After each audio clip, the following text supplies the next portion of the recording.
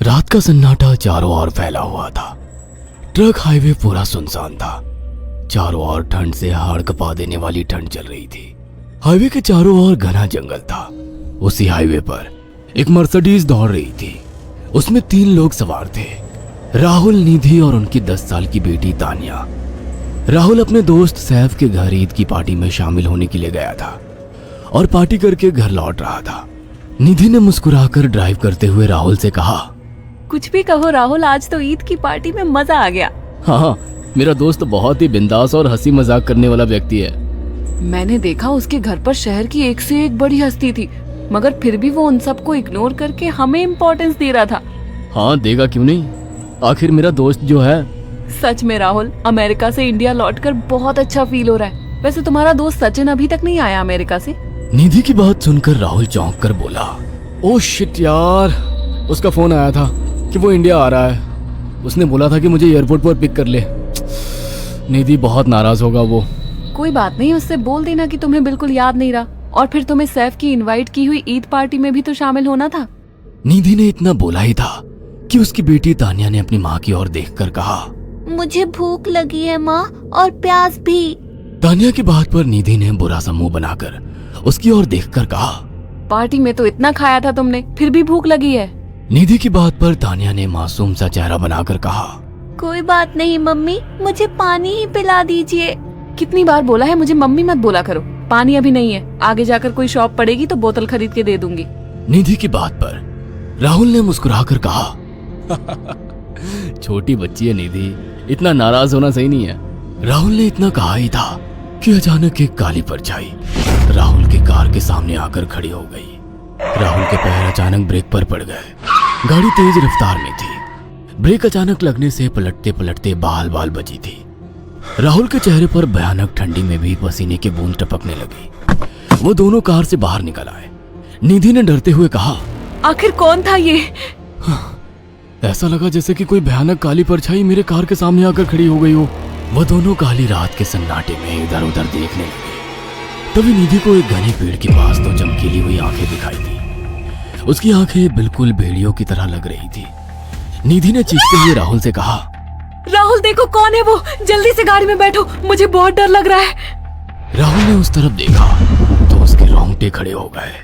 वो दोनों गाड़ी के अंदर बैठने ही वाले थे कि अचानक एक अजीब सा चेहरा वाला भयानक सा आदमी बिजली की रफ्तार से उनके सामने आकर खड़ा हो गया। राहुल ने देखा कि उसका चेहरा बिल्कुल सड़ा हुआ था और उसकी आंखें भेड़िए की तरह चमक रही थी। उसके लंबे लंबे बाल उसके कंधे तक आ रहे थे और उसके दांत भेड़िए की तरह बाहर की ओर निकल रहे थे। हाथों की जगह नुकीले पंजे थे। राहुल को देखकर अजीब से अंदाज में हंसने लगा, मगर जैसे ही राहुल की नजर उसके कपड़ों पर गई, राहुल की आंखें फटी की फटी रह गई। वो हकलाते हुए बोला, भाईजान, भाईजान, मुझे माफ कर दो, मुझे छोड़ दो। राहुल ने इतना कहा ही था कि अचानक उस अजीब से देखने वाले भयानक आदमी ने अपने पंजों से राहुल की गर्दन कसकर पकड़ ली और एक ही सेकंड में उखाड़ कर जमीन पर फेंक दी। राहुल के धड़ से लाल रंग का खून का फुहारा फूट पड़ा।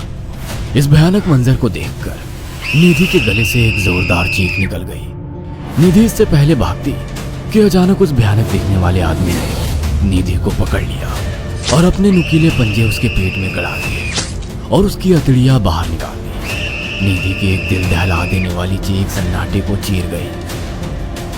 अचानक हवा का एक बवंडर उठा और वो भयानक सा दिखने वाला व्यक्ति देखते ही देखते बवंडर के साथ गायब हो गया। तानिया ने डरते डरते निधि के मोबाइल से पुलिस और सैफ को बुला लिया और कुछ ही देर में वहां चारों ओर पुलिस की गाड़ियां थी।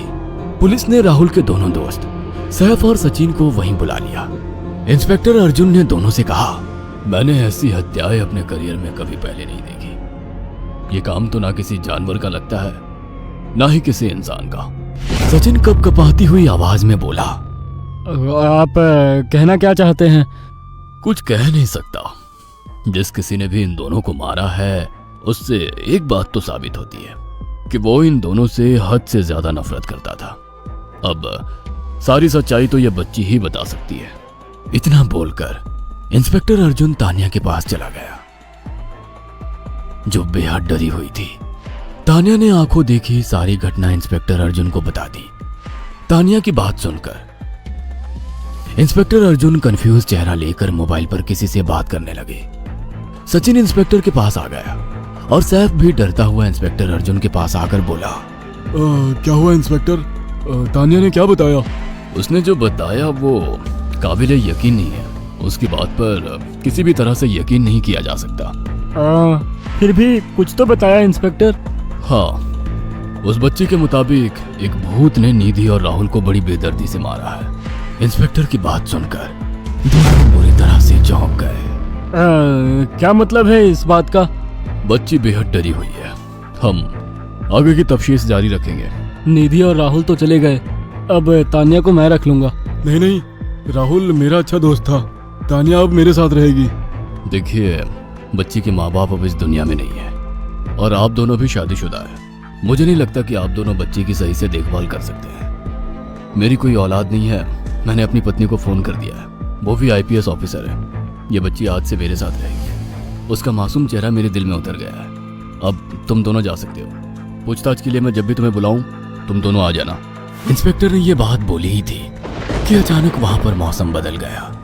चारों ओर काली घटाएं छा गई और एक भयानक बवंडर उठा और देखते ही देखते सब पुलिस वालों के सामने वो भयानक चेहरे वाला आकार सबके सामने खड़ा हो गया।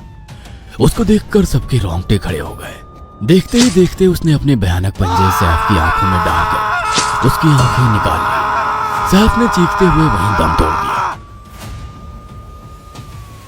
उस भयानक आदमी को देखकर सचिन उसके पैरों पर गिर गया। तुम तो भाईजान से कपड़े पहने हो।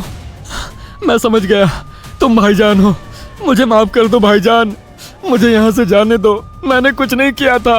वो भयानक चेहरे वाला गुर्राते हुए बोला, बता इन सबको कि ये सब इतनी भयानक मौत क्यों मरे। सचिन दौड़ता हुआ इंस्पेक्टर अर्जुन के पास गया और बोला, मैं जानता हूँ इसने इन तीनों को क्यों मारा। इसका नाम भाईजान था। जब ये जिंदा था ये किसी का भाई किसी की जान था।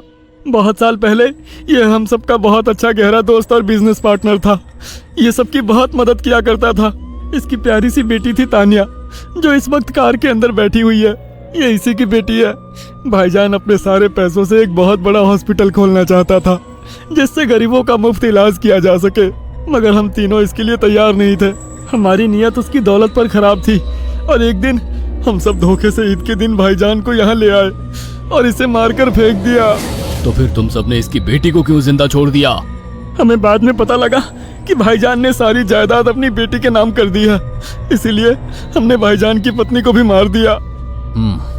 और तानिया का तुम 18 साल की उम्र पूरी करने का इंतजार कर रहे थे ताकि सारी जायदाद अपने नाम करा सको और बाद में उसे भी ठिकाने लगा सको।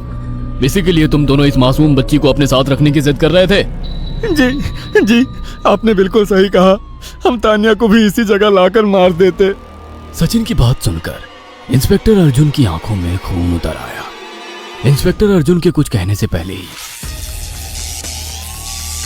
भाईजान बिजली की रफ्तार से इंस्पेक्टर अर्जुन की आंखों के सामने से सचिन को पकड़कर ले गया और उसके शरीर के टुकड़े टुकड़े कर दिए और हवा में उठे एक तेज बवंडर के साथ गायब हो गया। सारी घटना इंस्पेक्टर अर्जुन की आंखों के सामने हुई थी। तानिया को इंस्पेक्टर अर्जुन और उसकी पत्नी ने अपनी बेटी की तरह पाला।